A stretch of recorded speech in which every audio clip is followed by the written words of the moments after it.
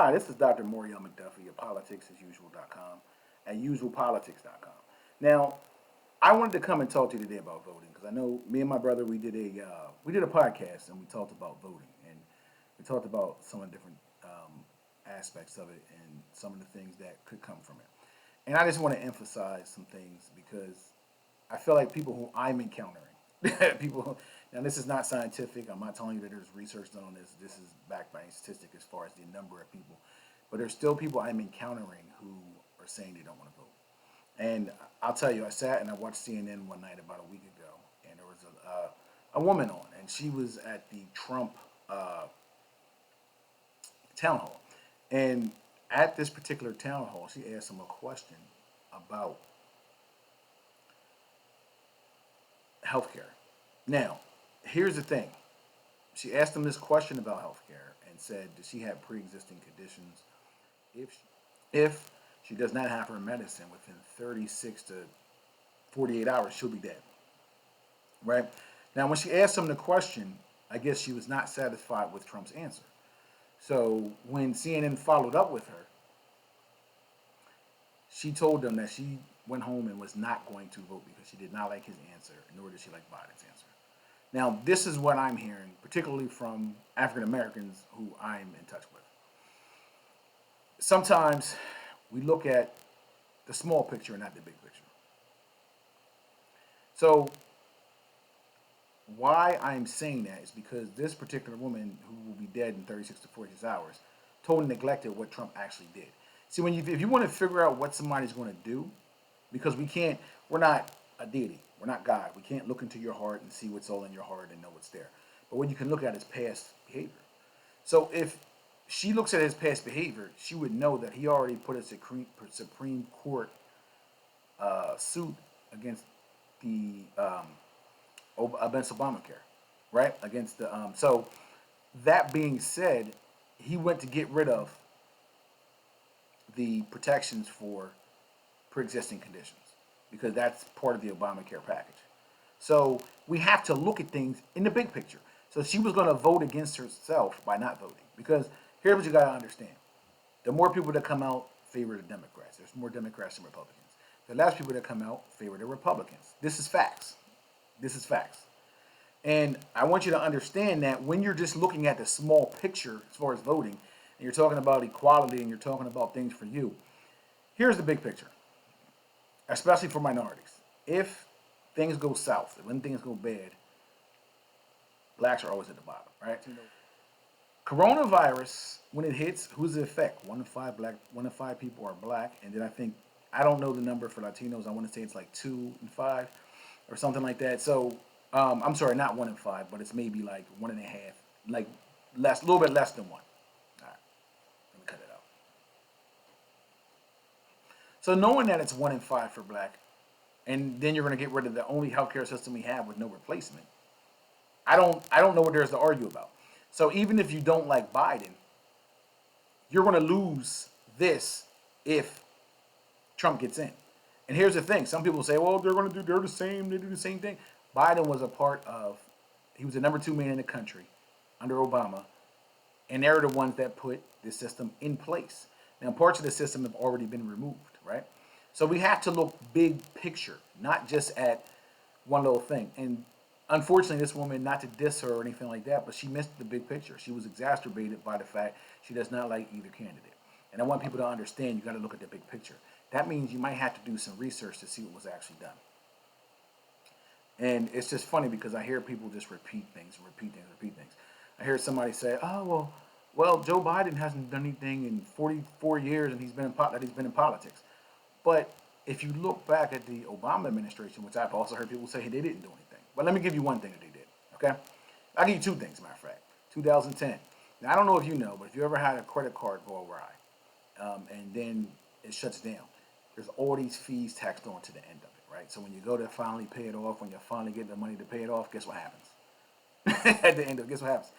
You went from a $1,300 credit card to a $1,500 or $1,600 credit card because they keep tacking fees and interest on. Obama stopped that in 2010. He stopped it, so it stopped happening. When it closed, it's closed. The account's closed. So this was a good thing for all American people. But what we got to understand as African Americans too is that it's good for us because if our credit cards go awry, now we don't get jerked over as well, right? That's big picture. That's good for everybody. Some things that are good for everybody are good for everybody. So let's look at the economy. The economy sank. Remember, it wasn't that long ago. It sank after Bush. But guess what? By the time Trump hit office, the economy was rising. I remember the month of January, he was bragging already, but that was the Obama economy. It was on a slope. If you look at a hill, think about a hill. It was going up. You're walking up the hill for 8 years. It was on a slow incline for 8 years. Obama economy. Guess what? Biden was part of that. Even if you don't like him, we have to look big picture. Trump walked in day one to an economy under 5% joblessness rate, as well as it was still increasing. Listen, let me explain something to you. If you think presidents can accomplish something that actually is going to help the economy in year one, that's going to give it the type of numbers that Trump had because he's just sitting in a chair, you're wrong. Listen, it's hard to even put meaningful policy in place that affects anything for the first year. And that's for every president. So the thing of what I'm trying to tell you is he benefited from the Obama economy. And guess who was winning the Obama economy? Joe Biden. And listen, whether we like him, we dislike him, or whatever, unless you want to lose certain things, we have to look big picture. Because listen, some people are going to be all right. They're going to have their insurance. They're going to have their jobs. But big picture wise, one in five blacks are dead from COVID. Do we want this type of leadership with no national plan for COVID? I mean, and that's something that affects everybody. I'm saying blacks because that's who I'm running into and I'm talking to. But at the end of the day, we have to think big picture. And that's for everybody. That's for millennials, it's for blacks, it's for whites, it's for gays, because there are some things that just affect everybody. There's some things that just affect everybody. There's some things that affect certain groups. But think big picture. And even with discrimination, by the time they get done with discriminating against one group, if we allow it to stand, oh, they'll move on to the next. They'll move on to the next. And that's another reason why we shouldn't have immigrants in cages. You know, me as a black person, I could say, oh, and just dismiss it. But no, you should not have them in cages. Whether you agree with immigration or not, there's still people in cages who are catching COVID. It's ridiculous, it's immoral, and it's wrong. And what we need to do is look at, oh, well, if that happens to them, then what happens to us when they're done with them? You know, what happens to other groups when you're done with them? People have to stand on some things that affect everybody. And you got to realize it, and you got to look big picture. So I just wanted to bring this short message. I want us to start thinking about how we're looking at voting. I want us to start doing research. And even if you're Republican, right? I know people will look at me and they'll say, oh, this liberal, you're liberal. But all I'm saying is do your research. I'm not asking you to go off of anything that I said. Check it. I want you to fact check it. But do your research. And when you do your research, vote based on that research, big picture wise. Because right now the country is not looking good. How is America, United States of America, last in managing the coronavirus in the nation? And for all the conspiracy theories, the one thing they can't explain is how this the American government or the dark part of the government, whatever they're talking about, these conspiracy theories say, the Democrats or whoever, is managing to spread the coronavirus to the whole wide world. And we're the only ones that can't manage it, besides a couple of other third world countries. It just doesn't make sense.